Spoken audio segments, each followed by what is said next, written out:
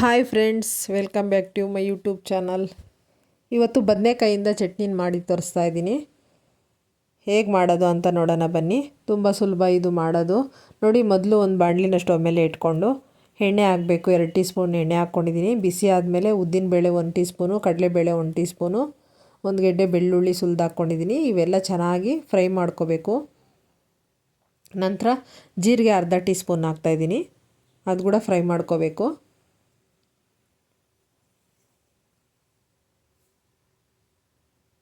ಈಗ ಫ್ರೈ ಆಗಿದೆ, ಸೈಡ್ಗೆ ತೆಗೆದಿಟ್ಕೊಂಡಿದ್ದೀನಿ. ಇಲ್ಲಿ ಹಸಿಮೆಣ್ಸಿನ್ಕಾಯಿ 2 ತೊಗೊಂಡಿದ್ದೀನಿ. ಹಸಿಮೆಣ್ಸಿನ್ಕಾಯಿ ಯೂಸ್ ಮಾಡದೇ ಇರೋರು ಒಣಮೆಣ್ಸಿನ್ಕಾಯಿ ಹಾಕ್ಕೊಳ್ಳಿ. ಈಗ ಬದನೆಕಾಯಿ ಒಂದು 5 ಬದನೆಕಾಯಿನ ಕಟ್ ಮಾಡಿ ಇಟ್ಕೊಂಡಿದ್ದೀನಿ.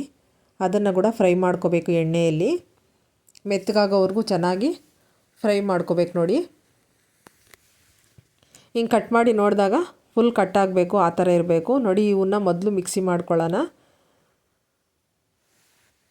ಮತ್ತು ಟೊಮೊಟೊನು ಬದನೆಕಾಯಿ ಹಾಕಿದ್ಮೇಲೆ ಪುಡಿ ಆಗೋಲ್ಲ ಅಂತ ಮೊದಲೇ ಪುಡಿ ಮಾಡ್ಕೊತಾ ಇದ್ದೀನಿ. ನೋಡಿ, ಈಗ ಬದನೆಕಾಯಿ ಫುಲ್ ಫ್ರೈ ಆಗಿದೆ, ಅದಕ್ಕೆ ಸೈಡ್ಗೆ ತೆಗೆದಿಟ್ಕೊಂಡಿದ್ದೀನಿ. ಸ್ವಲ್ಪ ಹುಣಸೆಹಣ್ಣು ಮತ್ತು ಒಂದು ಟೊಮೊಟೊ ಹಾಕ್ಕೊಂಡಿದ್ದೀನಿ. ನೀವು ಜಾಸ್ತಿ ಜನ ಇದ್ದರೆ ಸ್ವಲ್ಪ ಹೆಚ್ಚಾಗಿ ತೊಗೊಳ್ಳಿ ಇಂಗ್ರೀಡಿಯೆಂಟ್ಸು.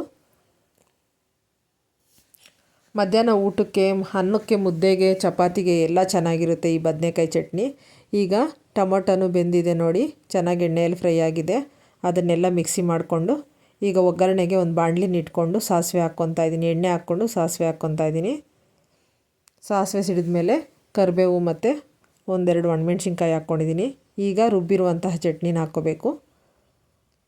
ಜಾಸ್ತಿ ಕುದಿಸೋಕೆ ಹೋಗಬೇಡಿ, ಸುಮ್ಮನೆ ಬಿಸಿ ಆದರೆ ಸಾಕು. ಈಗ ರುಚಿಗೆ ತಕ್ಕಷ್ಟು ಉಪ್ಪು ಹಾಕ್ತಾಯಿದ್ದೀನಿ. ನೋಡಿ, ಇಲ್ಲಿ ನಾನು ನೈಟಲ್ಲಿ ಒಂದು ಟೈಮಿಗೆ ಮಾಡಿದ್ದೆ. ಇದು ಮುದ್ದೆ ಜೊತೆಗೆ ತುಂಬ ಚೆನ್ನಾಗಿತ್ತು.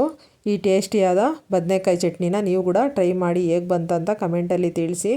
ನಮ್ಮ ರೆಸಿಪಿಗಳು ಇಷ್ಟ ಆದರೆ ಲೈಕ್ ಮಾಡಿ, ಶೇರ್ ಮಾಡಿ, ಸಬ್ಸ್ಕ್ರೈಬ್ ಮಾಡ್ಕೊಂಡು ನೋಡಿ.